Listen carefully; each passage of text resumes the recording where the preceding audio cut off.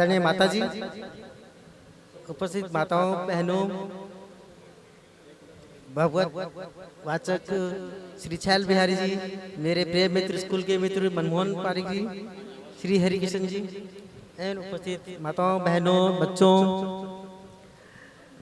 मैं जब 5वीं क्लास में पढ़ता था तब से ये डॉक्टर बनने की बीज बोई गई। मेरी मदर ने कहा कि तुम्हें डॉक्टर बनना है। उसके बाद में डॉक्टर बनने का जुनून ही चलता रहा। जब हमारी 12वीं क्लास में आए तो डॉक्टर की पढ़ाई करनी है। कई लोगों ने कहा कि भाई तुम IAS की तैयारी करो या और किसी की जगह पर जाओ, लेकिन बस मन में ये था कि मदर ने कहा है, माँ ने कहा है कि डॉक्टर बनना है तो डॉक्टर बनना है। डॉक्टर पे एडमिशन हो गया उसी समय। जब कॉलेज में पहला दिन था तो हमारे प्रिंसिपल ने कहा कि तुम डॉक्टर बनना क्यों चाहते हो? तो मैंने कहा समाज सेवा, इसलिए आए हम डॉक्टरी में। तो उनका अच्छा, ब्लैक बोर्ड पे लिखो समाज सेवा। तो मैंने खड़े होकर के ब्लैक बोर्ड पे समाज सेवा लिखी। उन्होंने कहा जिंदगी भर भूलना मत ये बात जो लिखा है आपने। उस बात को मैं हमेशा ध्यान रखता हूँ। मनमोहन जी की तरह मेरा भी हमेशा आध्यात्मिक रुझान रहा है हमेशा। कभी मैं भी चाहता था कि हिमालय जाकर के और भगवान की खोज करूं कि भगवान कहाँ है, लेकिन जिंदगी ने मानव रूपी भगवान की तरफ मोड़ दिया। क्योंकि भगवान हर आदमी के अंदर है और मैं भगवान मरीज का इलाज भी करता हूँ तो पहले भगवान को याद करता हूँ और ये मान के चलता हूँ कि मरीज में ही भगवान है, इसकी सेवा करने से ही मुझे आनंद मिलेगा। ये भावना रहती है हमेशा हर मरीज की इलाज करते समय, दवा लिखते समय। अभी कोरोना ने हमारी जिंदगी को बहुत बदल दिया है। पहले लोग पैसे के पीछे भाग रहे थे, समय नहीं था किसी के पास में भी, लेकिन कोरोना ने सभी लोगों को घर बैठा दिया। केवल डॉक्टर और इलाज करने वालों के अलावा बाकी सब लोग घर बैठे थे। घर वालों को तब उन्होंने देखा जिंदगी क्या है वास्तव में, अल्टीमेट क्या है। अल्टीमेट सिर्फ पैसा कमाना नहीं, भागना नहीं है, अल्टीमेट है सुकून मिलना लाइफ के अंदर। सुकून कैसे मिलेगा ये सब लोगों ने सीखा। लेकिन हमें ये नहीं भूलना चाहिए कि अब कोरोना खत्म हो रहा है, कम हो रहा है तो हम सब चीज भूल जाएं। इससे हमें पाठ पढ़ना चाहिए कि जिंदगी में पैसा कमाने के अलावा, भागने के अलावा और भी बहुत कुछ है। और अभी कोरोना काल के अंदर हमें ये भी ध्यान रखना है कि इस बीमारी से चूंकि अभी तक पूरा इलाज नहीं आया है तो हमें बचाव करना है। बचाव करने के लिए सोशल डिस्टेंसिंग, मास्क पहनना और वैक्सीनेशन कराना। पहले सबसे पहले जब हमने वैक्सीनेशन कराए तो लोग डर रहे थे, भाग रहे थे कि वैक्सीनेशन से कुछ हो जाएगा। वैक्सीनेशन कराना बहुत जरूरी है जिससे कि हम बीमारी से बच के, इसलिए आप सब अपने साथ में जितने भी लोग हैं उन सबको बताएं कि वैक्सीनेशन सब जने कराएं और कोविड बिहेवियर का पालन करें। अंत में मैं इतना कहना चाहूंगा कि हमें हर आदमी के अंदर भगवान दिखना चाहिए। कृष्ण भगवान जो मेरे सबसे प्रिय है इस बात से कि वो प्यार के पुजारी, प्रेम के एक सिंबल है कि हर एक से प्यार करो, हर एक से। जो गलत काम करेगा उसका तो भगवान अपना देगा। हमें किसी के लिए भी द्वेष नहीं करना है, किसी के लिए बुरा नहीं सोचना है। वो ऊपर वाला अपना आप देगा अपने कर्म। हम अच्छे अपने निमित्त कर्म करते रहें। इसी साथ धन्यवाद। धन्यवाद। पर इस प्रार्थना में किसी का नाम नहीं लिया। जिस प्रकार द्रौपदी का जब साड़ी का हरण हो रहा था तब द्रौपदी ने कहा, रे मेरा हरण कैसे होगा, मेरे 5 पति और 500 पतियों ने से अरे यहाँ पर भीष्म पितामह जैसे वीरे ये मुझे मेरे देह से वस्त्र थोड़ी उनको पुकारा। उन्होंने भी अंत में कहा, अरे मैं क्षत्रिय पुत्री हूँ, मैं कैसे हार मानूं। तो अपना खुद ने साड़ी को खींचने का प्रयास किया। जब हार गई तो दोनों हाथ ऊपर और कृष्ण से प्रार्थना। गजराज ने प्रार्थना तो की पर नाम क्षेत्रव्रती एव नामस्य क्षेत्रज्ञ प्रप्रियते। जो क्षेत्र का क्षेत्रज्ञ है वो आगे मेरी रक्षा करे। एव प्रकाशित तत्व सूर्य चंद्रमा वृत्ति, कि जिसकी कृपा के बिना सूर्य और चंद्रमा भी प्रकाश नहीं देते वो आकर मेरी रक्षा करे। नाम कृतिवतस्य रूप प्रतिष्ठित नाम, कि जिसके कई नाम हैं और जिसका कोई नाम भी नहीं है वो आकर मेरी रक्षा करे। व्रतस्य एव नामस्य किंतु व्रती वृक्षस्य एव, कि जिसकी कृपा के बिना वृक्षस्य एव पेड़ का एक पत्ता भी नहीं हिलता, वो आकर के मेरी रक्षा है। वर्तस्य एव मनुष्याणाम कृति कर्माणि साधु, कि जो सभी के कर्मों का फल सभी को देता है, वो आकर मेरी रक्षा करे। नमस्संताय सहस्त्रमूर्ते सहस्त्रपादाक्ष शिरोरुबाहवे सहस्त्रनामने पुरुषाय सहस्त्रकोटि युगधारिणे नमः। नमः कमलनाभाय नमः केशवानंत वासुदेवाय। ऊपर सभी देवी देवता तैयार हो गए। शंकर भगवान कहे बम बम बोले बोले देता तो हम चले जाते, हर हर महादेव बोल देता पर हमारा तो नाम नहीं लिया। दुर्गा जी ने कहा भाई नाम तो हमारा नहीं लिया, मेरे कृष्ण कन्हैया लाल जो किसी का नाम तो मेरा है और उसी समय कहा गरुड़ जी आइए चलना है। गरुड़ ने कहा देखो भगवान मेरे बिना कोई काम नहीं, मेरे बिना कुछ कर ही नहीं सकते। भगवान ने कहा हो दूसरे को बाद में बचाएंगे, पहले तो घर वाले कहा गरुड़ जी जल्दी आइए कहा समय लगता है। और जिस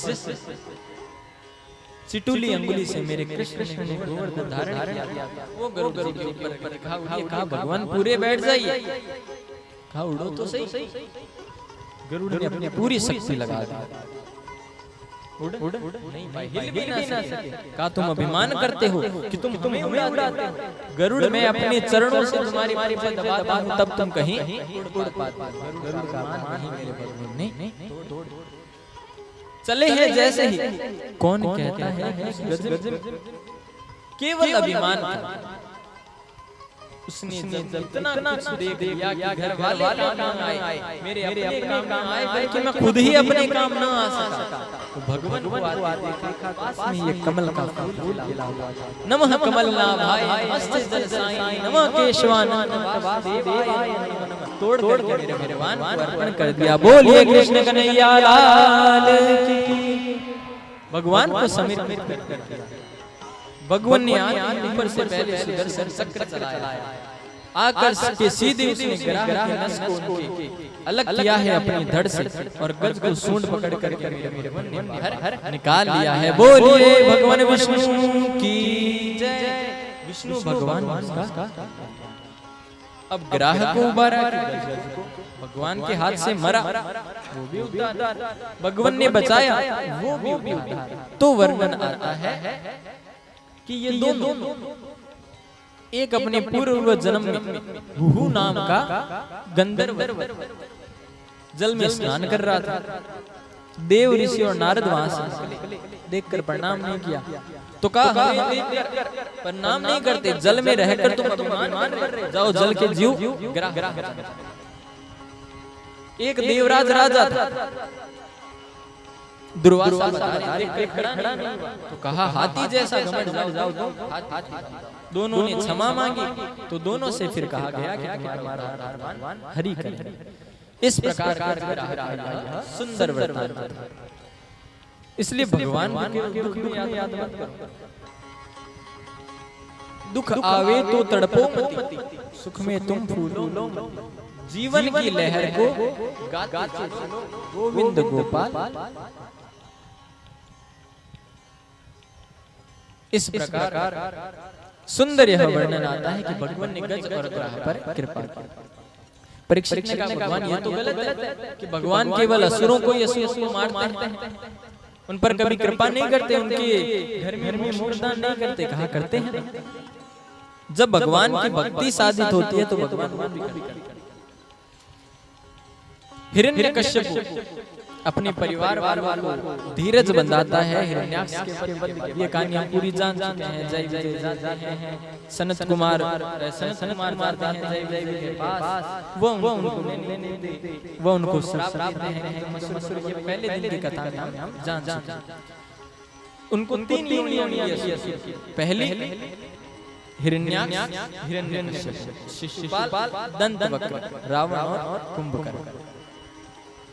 तो यह हिरण्याक्ष का वध हुआ। हिरण्यकश्यप विष्णु का बड़ी पूजा करता था, पर उसको जब पता चला कि मेरे भाई को मार दिया सबसे, द्वेष रखने लगा। भगवान से अमृत का वरदान प्राप्त करने हिरण्यकश्यप ब्रह्मा की तपस्या करता है। पीछे से इंद्र आकर उसके बच्चे चुरा ले जाता है और उन्हें मार देता है, 2 बच्चों।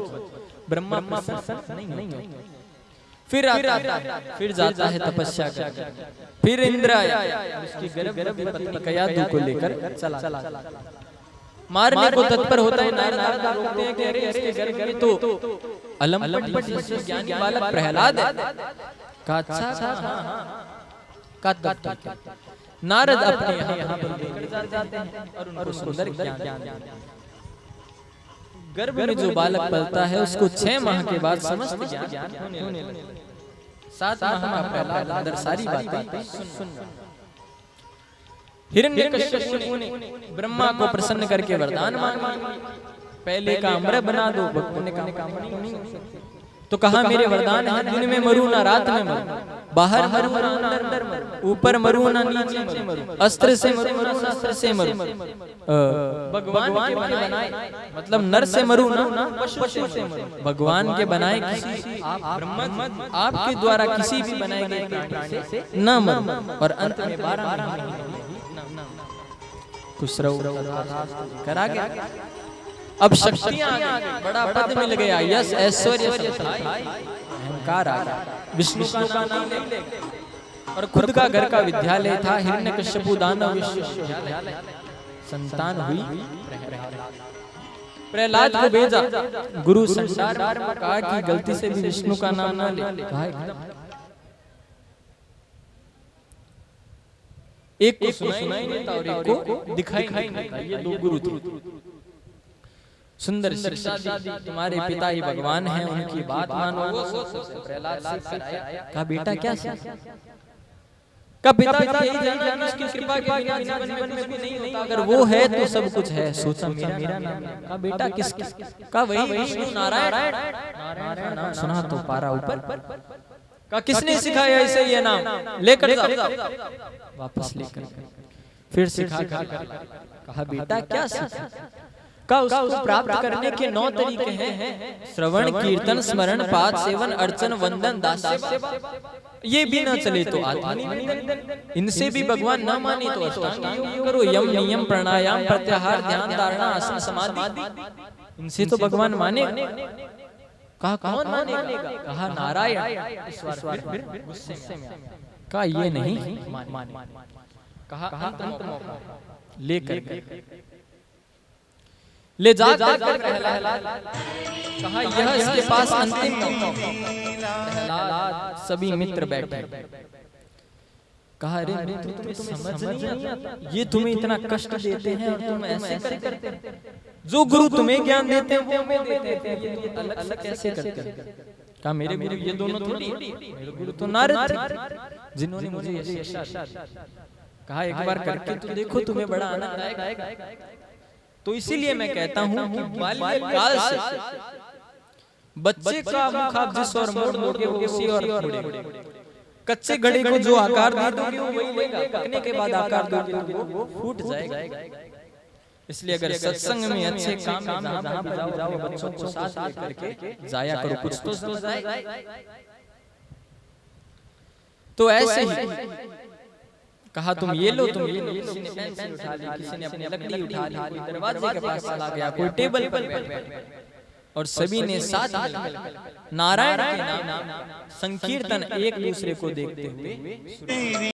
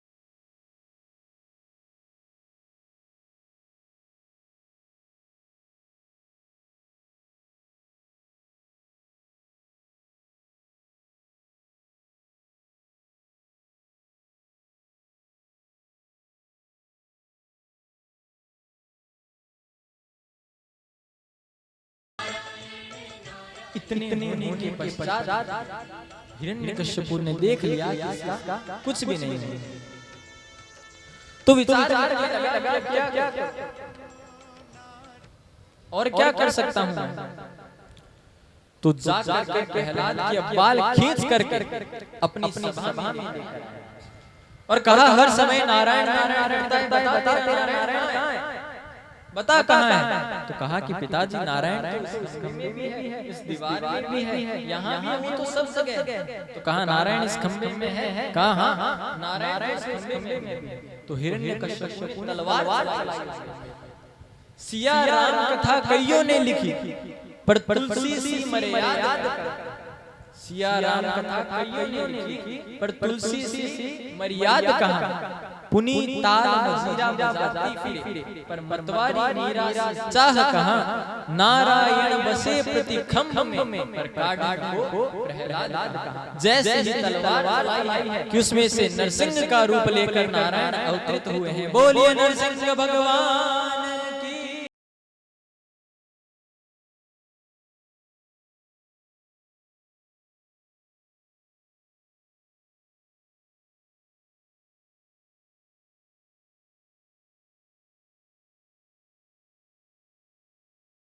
अपने भक्त की बात करने के लिए मेरे भगवान से प्रकट होते हैं। आधा है रूप नर आधा रूप है सिंह का, हुमारम करते हुए उसके अंदर से प्रकट।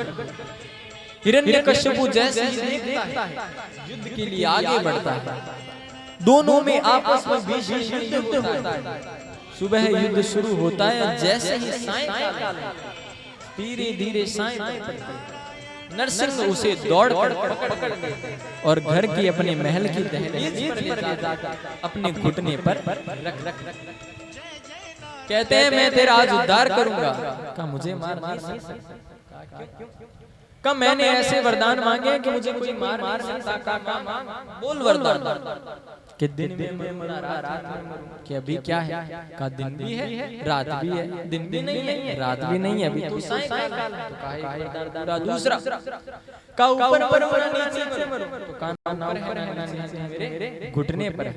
का तीसरा वरदान बाहर मरूं ना अंदर मरूं, तो का ना बाहर है ना अंदर दहलीज के बीच में है। कि मैंने चौथा वरदान मांगा कि अस्त्र से मरूं ना शस्त्र से मरूं, का ना अस्त्र से मारूंगा ना शस्त्र से, मैं तुझे अपने नाखूनों से मारूंगा। का पांचवा नर से मरूं ना पशु से मरूं, मैं नर हूं या पशु, कि मैं नर हूं या पशु, का तो नर भी हो पशु भी हो, दोनों भी नहीं। का छठा वरदान कि 12 का आज से तेरे लिए 13वां महीना बनाता पुरुषोत्तम मास। अच्छा 13 भी है। का 7वां अंतिम वरदान कि ब्रह्मा के बनाए से ही ना मरूं, तो काम मुझे ब्रह्मा नहीं बनाता, खुद ब्रह्मा को बनाता हूं। का कौन हूं, कहा नारायण। जैसे ही नारायण दौड़ उठाने के लिए भगवान नरसिंह ने उसे लेकर के दहलीज के घुटनों अपनी दहलीज पर अपने पर रख करके अपने नख दोनों उसके पेट में डाल करके चीर दिए हैं। बोलिए नरसिंह भगवान की।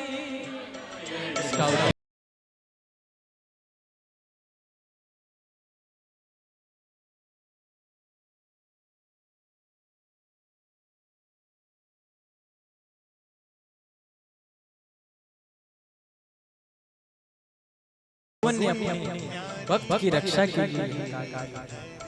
पर क्रोध में है नरसिंह। भगवान क्रोध में रहे लक्ष्मी जी को लेकर आए, कहा लक्ष्मी जी आई। लक्ष्मी जी ने देखा ये पति नहीं है, ऐसे मेरे पति बिल्कुल नहीं, वापस अब भगवान को इतना है तो है केवल उनका प्रहलाद को भेजा।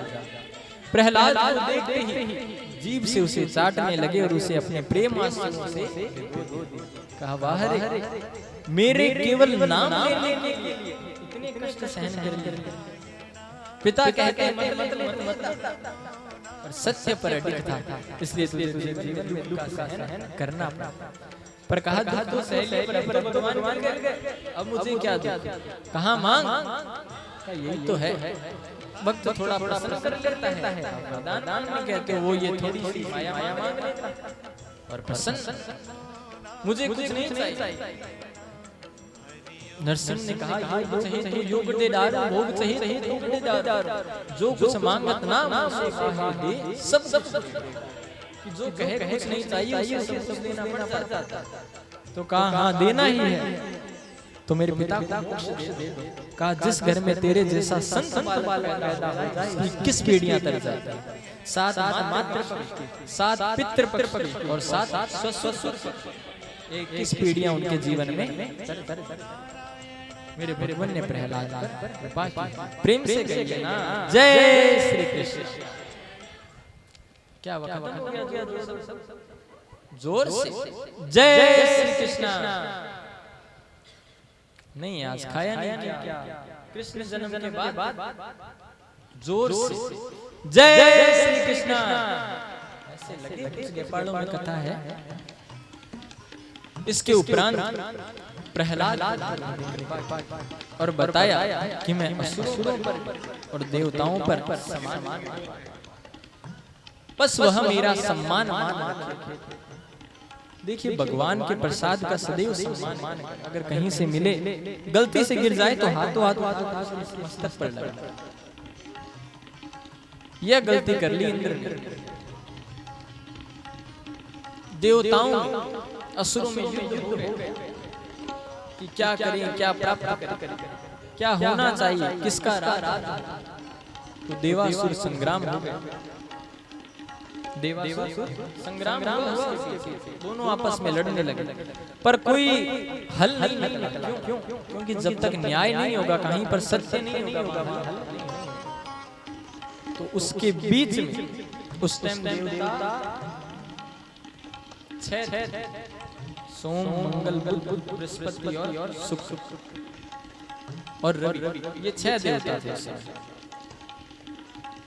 तो कोई हल नहीं निकला, तो कहा क्या करें? तो कहा एक पुंज प्रकाश की उत्पत्ति होगी तो सब न्याय। तो उसके बीच में जिस ग्रह की उत्पत्ति हुई वह ग्रह था शनि, न्याय के। तब ग्रह में 7 देवासुर संग्राम नहीं निकला, तो अंत में समुद्र रई के मंदराचल पर्वत, रई के रूप में पर्वत को रखा, तो जल में धंस गए। तो भगवान ने सब उसके ऊपर पर्वत वासुकी नाग बनाया गया, रई घर्षण करके इधर देवता इधर देवता उनसे ज्यादा सुंदर असुर हुआ। इसलिए भगवान ने उल्टी साइड क्यों रखा? देवताओं ने बहुत कहा आगे करेंगे, भगवान ने कहा नहीं, असुरों को, क्योंकि भगवान जानते थे पहले अमृत नहीं, पहले जहर, और जहर का जो रंग होता है, इसका जो रंग होता है वो काला। तो जैसे उनको आपस में घसा गया, अमृत तो निकला नहीं, अब जहर को कौन ले? सभी ने ना। तब जहर को जिन्होंने अपनाया वह थे भगवान शिव। पर शिव ने जैसे उस जहर को पिया, जटाटवी गलत जलल प्रवाह पावित स्थले गले वलम भुजंग तुंगमालिकां ढमण ढमण ढमण निनादमाद मड्डमर चकार चंड तांडवं तनोतु शिवो शिवं जटा कटाह संभ्रमं भ्रमण निलिम्प निर्जरी विलोलविच विलवरी विराजमान मूर्धन दगद दगद दगद जलल ललाट पट्टपावके किशोर चंद्रशेखरे रति प्रतिक्षणं दुराधरेंद्र नंदिनी विलास बंधु बंधुर सती प्रमोदमान से कृपा कटाक्ष दूरनी दुर्धरापद कि वो अपना हाथ खो बैठे। तब शक्ति का रूप धारण करके और शिव को संभाला और जहर के गले में ही रोक दिया, कंठ में ही रोक दिया, तो कंठ नीले पड़ गए। तब से शंकर महादेव का नाम पड़ गया नीलकंठ। बोलिए नीलकंठ महादेव की। अनेकानेक रत्न निकले, वृक्ष निकले, पद्मराग निकले, लक्ष्मी निकली, देवता दौड़े, असुर दौड़े, इसे हम लेंगे और विष्णु से अपना लेंगे। जैसे ही इसमें से धन्वंतरी अमृत कलश लेकर निकले, तो हमारी क्या आदत होती है कि कोई अचानक से काम हो जाए या किसी का काम हो जाए तो हम आंखें बड़ी बड़ी करके देखने में ही रह जाते हैं कुछ समय तो देवता देखने में लगे थे, असुरों ने फायदा उठाया अमृत कलश लेकर। अब देवता रोने लगे, हम क्या करें? भगवान ने कहा पहले ले ही लेते। कहा भगवान ऐसे निकला धनवंतरी थे, तो मेरे भगवान ने मोहिनी बनाया और उन सभी से बीच जाकर वो अमृत कलश पिलाने के बहाने